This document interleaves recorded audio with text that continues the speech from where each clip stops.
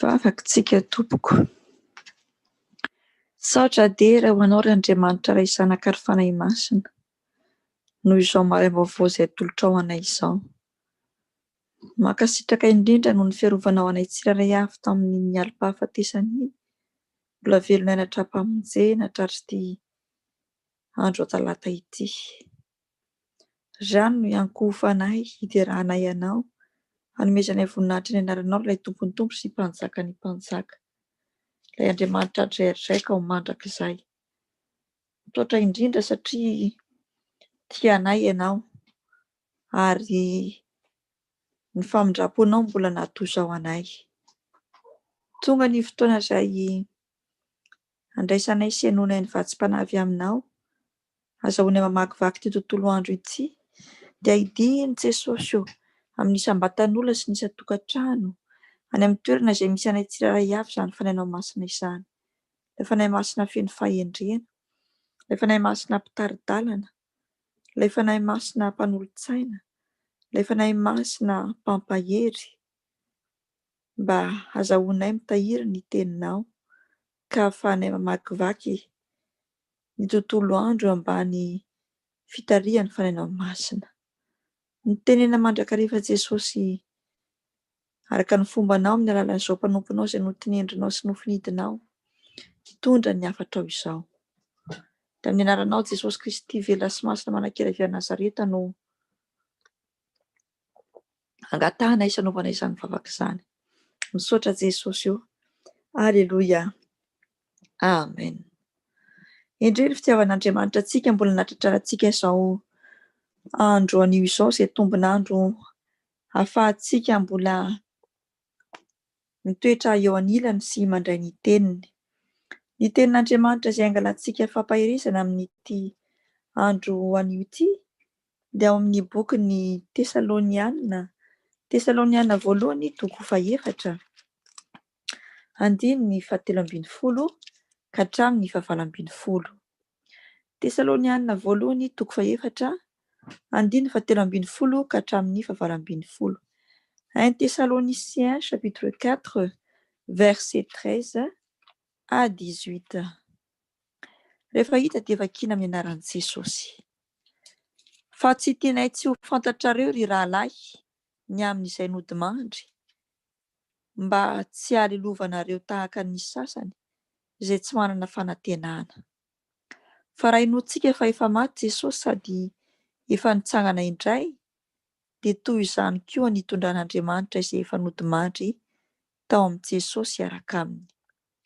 Fa izao no lazainay aminareo amin'ny tenin'ny Tompo, isika izay velona ka mbola mitoetra mandra-piavin'ny Tompo, dia tsy mba hialoha izay efa nodimandry tsy akory, fa ny tenan'ny Tompo no hidina avy any an-danitra amin'ny fiantsoana sy ny feon'ny arkanjely ary ny trompetran'Andriamanitra, ka izay matao amin'ny Kristy no hitsangana aloha.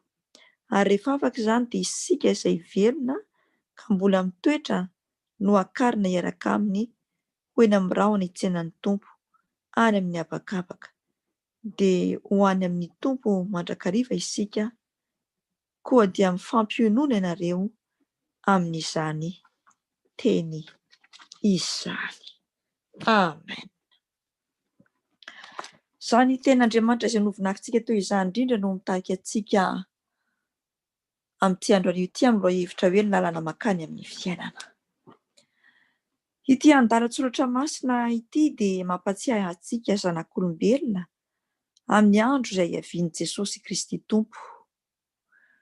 Avotra ny mazava tsara eto amin'ny 17 amin'ireo mpino marina ka efa nodimandry ary ny fanainy efa ny an-danitra miaraka amin'ny vatana vaovao izay notafiana azy ireo izay tsy mety loha.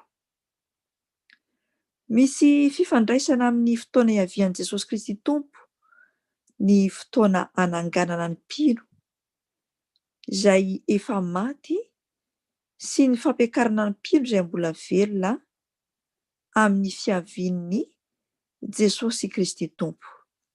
Ary izay indrindra no mafitsy ny filazantsarany Jaona 4:27 amin'ny anaran'i Jesosy. Ary raha andeha hamboatra fitoerana ho anareo aho, dia ho avy indray ka handray anareo ho any amiko. Ka izay toerako no hitoeranareo koa. Paoly apôstôly eto dia manome teny fampanantenana ho an'izay mpino marina tahaka ireo mpino tany Tesalonianina, ny tokony hiomanana izy ireo ho amin'ny fijoroana ho martsiora mandritra ny fotoana ny andron'ny Tompo. Izany hoe ny fotoana ampiakarana ny mpino. Azotsika atao tsara ny mifampahery satria amin'ny fiverenan'i Jesosy Kristy Tompo dia handray ireo mpanaradia anazy marina izy, ary tsy maintsy hisy ny fitsaran'Andriamanitra iray amin'izany andro sy fotoana izany. Vao tsy ela akory isika no nanomboka ny volana Novambra. Betsaka amin'ireo milaza fa mpino tsy fantatra hoe iza moa no inony, ny mampifangaro sy mankalaza zavatra tsy mahasoa ny fanahy. Ary inona moa izany zavatra tsy mahasoa ny fanahy izany? Dia misy ireo ny olona milaza fa mpino izay mankalaza ireo atao hoe olo-masina, eo amin'ny antokom-pinoana izay misy azy sy inondro izany. Ankalazainy ireny rehefa voalohan'ny volana Novambra. Ao koa ny faharoan'ny volana Novambra ny fankalazany sy ny fanaovany fety ho an'ireo olona efa maty, toy ny ray aman-dreny, ny zanany, ireo izay eritreretiny sy inony fa hitondra fitahiana ho anazy. Ary izay indrindra no mampametra-panontaniana antsika hoe iza marina moa ity olona izay nohontsika ity? Ary aiza marina no miorina ny finoantsika? Fa androany ny Tompo dia tsy hampatsiahy antsika hoe tsy misy lalana makany amin'ny fiainana afa-tsy ao amin'i Jesosy Kristy Tompo irery ihany. Ary izay mino an'i Jesosy Kristy Tompo araka ny voalazany hoe izao ny lalana sy fahamarinana ary fiainana, tsy misy makany amin'iray afa-tsy amin'ny lalako.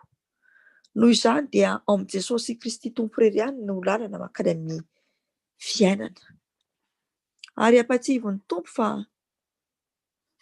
rehefa mivavaka ho an'ireny olona izay efa maty ireny, ireo izay milaza fa mino azy, raha manome voninahitra an'izy ireny izy, dia miverina indray ny alahelo ary mahatonga azy hanao fahavetavetana eo anatrehan'i Jesosy Kristy Tompo, ary tena zavatra mamofady sy mahatsiravina eo amason'i Jesosy izany rehetrarehetra izany.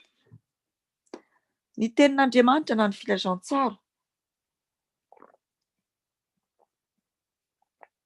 dia manambara mazava tsara fa tsy araka ny sitrapon'Andriamanitra iray, tsy araka ny sitrapon'ny Jesosy Kristy zanaka, ary tsy araka ny sitrapon'ny fanahy masina ireo voalaza teo aloha ireo, izany hoe ny fankalazana ny olo-masina sy ny fahatsiarovana ny reto maty. Ary tsy tokony hanao sy tsy tokony hanaraka izany fombafomba tsy mifanaraka amin'ny soratra masina izany intsony ny olona izay milaza fa kristianina marina sy ny olona izay milaza fa mitondra ny tapaka-anaran'i Kristy. Ny kristianina dia tsy mila intsony ny resaka amin'ny maty, na hatsiaro azy ireny intsony, na amin'ny fomba inona na amin'ny fomba inona. Izany fa manjary mamelona ny alahelony sy ny fahoriany indray ao anatiny, ary izay no tanjon'ny devoly. Jesosy Kristy dia tsy mampianatra izany mihitsy, fa mampianatra antsika izy hitodika aminy izay velona. Ilay nandresy ny fahafatesana dia amin'Andriamanitra irery ihany sy ao amin'i Jesosy Kristy. Izy dia te hampahery antsika amin'ny alalan'ny asan'ny fanahy masina, izay voalaza ny filazantsara hoe ilay mpampahery. Ary ilay mpampahery no anarana koa iantson'ny soratra masina an'i Jesosy Kristy Tompo.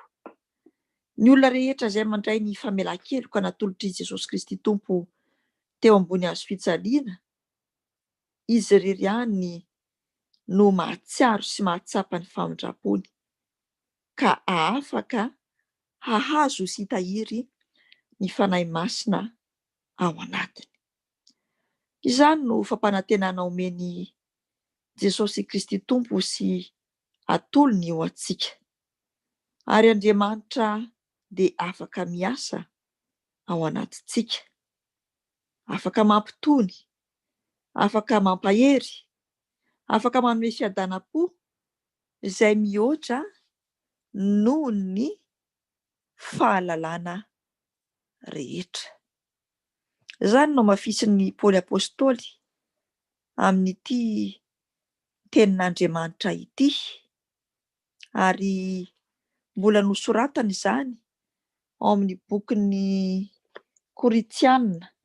Koritianina faharoa toko voalohany. Koritianina faharoa toko voalohany andininy fahatelo. Koritianina faharoa toko voalohany andininy fahatelo, izay mivaky toy izao amin'ny anarany Jesosy. Isaorana ane Andriamanitra, rain'i Jesosy Kristy Tompontsika, rain'ny famindrapo sady Andriamanitry ny fampiononana rehetra.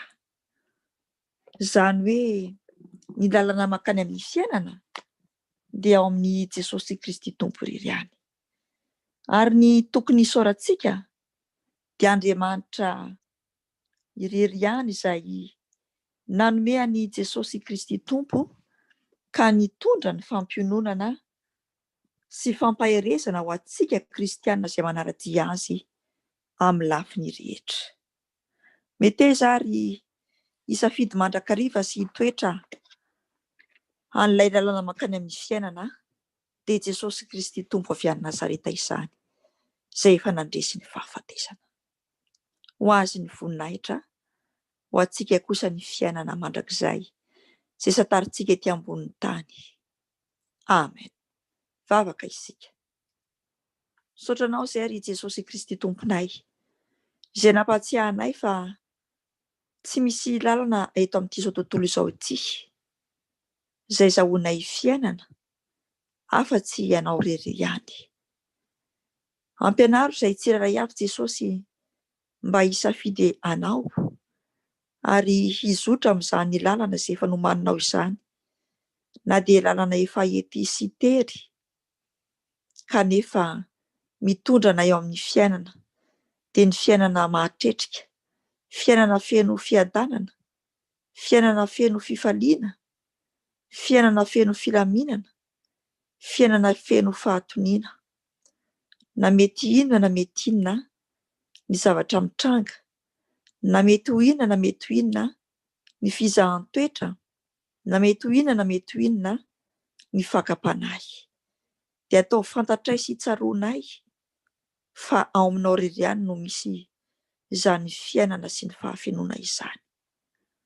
Aoka raha Jesosy ny fananao masina no aty anatinay tsirairay avy, haizanay misafidy ilay fiainana dia ilay fiainana feno fahatretrehana, ilay fiainana feno fahatomombanana rehetra amin'ny lafiny. Ampianaro izay tsirairay avy Jesosy hisafidy ilay tena fiainana, ka ahatsapanay sy ahafantaranay ary hisafidiananay ny fahavelomana izay ianao efa nisantatra izany fahavelomana izany dia ny mbola ety ambonin'ny tany ka haritra mandrakizay. Ary izay tsirairay avy izay manara-tianao koa dia hiaina sy hitoetra anatin'ny fahavelomanao manomboka ety ambony tany ka ho mandraka izay. Ary raha mety ho levona aza ny nofinay dia efa nomenao anay sahady ny fanahin'ny fahavelomana ka ho tafianao ny ilay nofo tsy mety ho lohany tsirairay avy rehefa tonga ny fotoana izay apakaranao anay eo anatrehan'Andriamanitra iray. Ampianaro izay tsirairay avy hitahiry ny tenanay amin'ny alalan'ny fanahinao masina ka hiaina sahady ny fiainana mandrakizay dia ny mbola ety ambonin'ny tany. Ny tontolo andronay anie Jesosy dia hisafidiananay ianao ary ny sisa havelomanay dia hitoeranay eo aminao ka andehananay mandrakariva ao aminao ilay lalana sy fiainana ary fahamarinana mandrakizay. Tehirizo mandrakariva izay Jesosy, andeha amin'ny lalam-piainanao dia lalana fiaino fahatritrehana. Amin'ny anaranao Jesosy Kristy Tompo ilay tonga fiainana ho anay eto amin'izao tontolo izao no angatahanay sy anaovanay izany mavaka izany ary ametrahanay ny tontolo andronay koa eo ambany fitarihan'ny fanahinao masina. Ho anao ny tera sy ny hatsara ny voninahitra mandrakizay fa ny fiainanao aminao kosa hitoetra ao anatin'ny mpanomponao tsirairay avy. Aleloia. Amen. Mitoera ao anatin'ny Jesosy Kristy Tompo ilay efa nanome fiainana ao antsika. Ho azo ny voninahitra ao antsika ny fiadanany. Bon mardi daholo tsika rehetra tompoko. Amen. Amen. Sotra neny